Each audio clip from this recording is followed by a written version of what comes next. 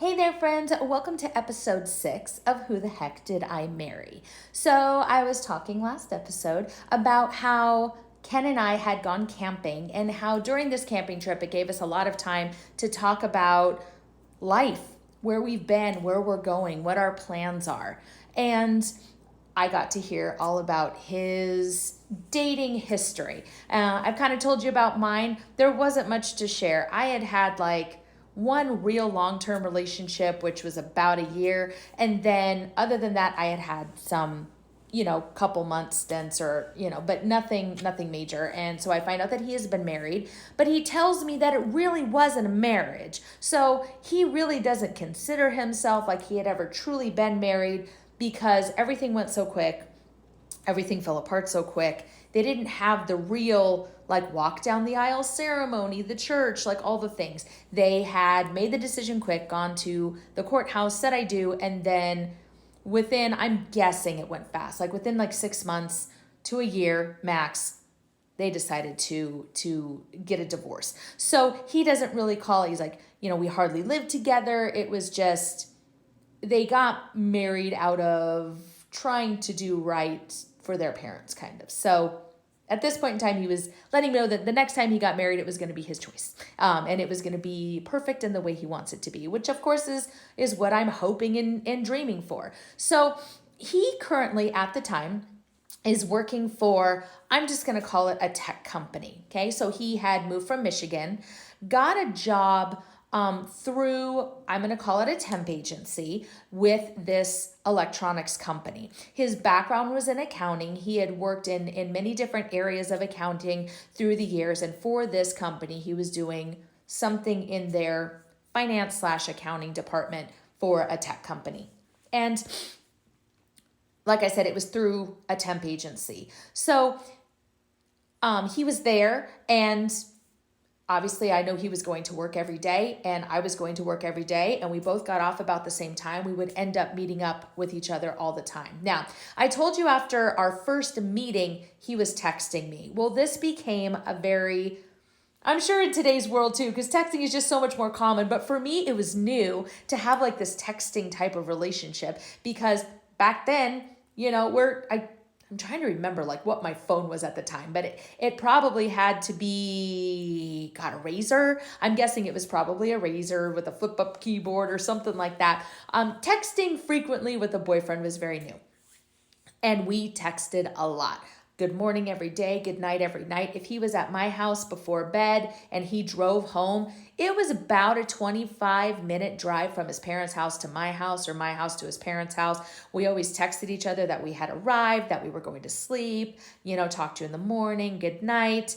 So we're going to fast forward now. Week 3 was camping. Week 4, we're now to my birthday. So week 4, let the love bombing kind of start or continue because he's just been, very attentive all of this time. So I get to work on my birthday, and shortly into work, a large, beautiful bouquet of flowers gets delivered to my work. This is the first time in my life I had ever received flowers, especially delivered to like my workplace.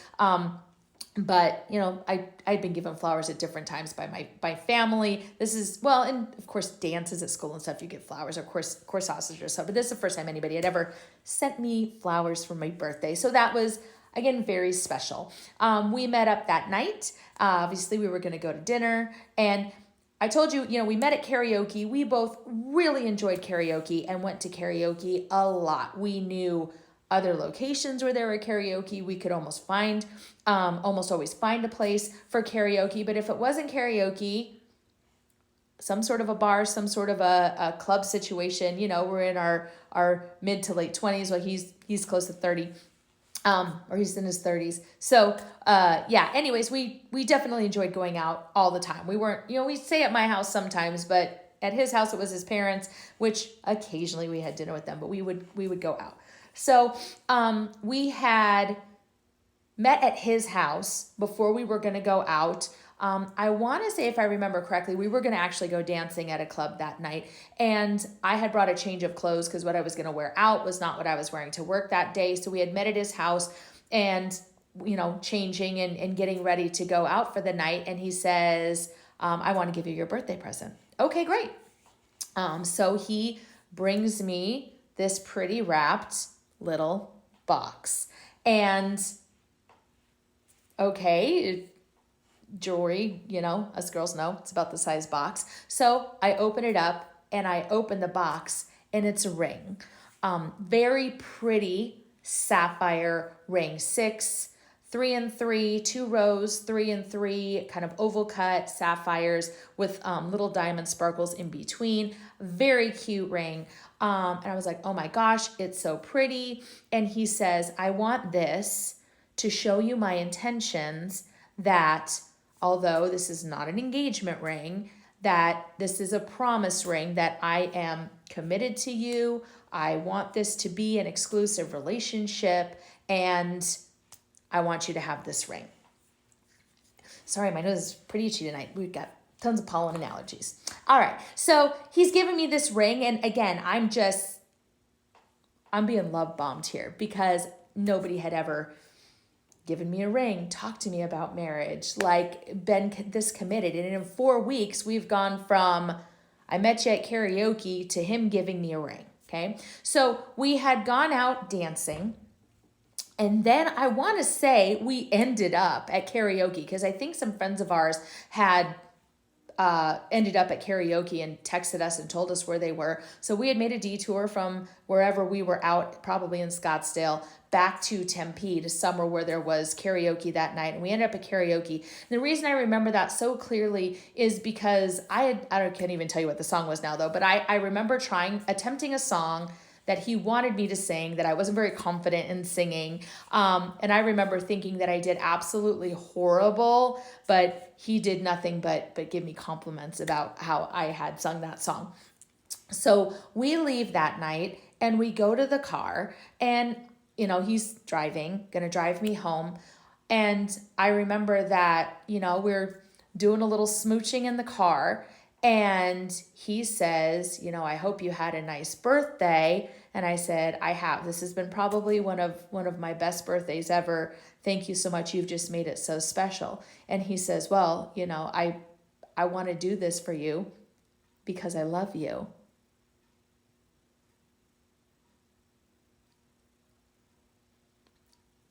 Things are moving very, very quickly for me. And he said, I love you. And I went, wow, that's so nice. Thank you. I didn't even know how to respond. Now, in my own brain, again, saving myself for marriage, thinking about all the things that I expected in life and wanted in life, I knew that when I said I love you, I really wanted it to mean something. I had never said I love you to any other relationship that I had been in, and we've only been together here for 4 weeks, and he has now said I love you. And he says, well, aren't you going to say it back? And I said, okay, I'm going to be 100% honest here. When I tell you I love you, I want to 100% wholeheartedly feel it in my soul.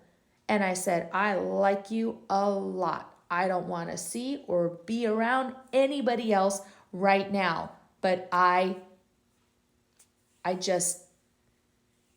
want to wait until I know I truly feel it in my soul. And that kind of left the night on a little bit of a downer. So he drove me home and there wasn't much talking, and we get to my house. Oh no, we got to his house because I had been there, which means I got to my car and then I got to drive home from his house. And there was a lot of thought going on in that car on the way home. And I got home, went to bed, texted him goodnight like I always do.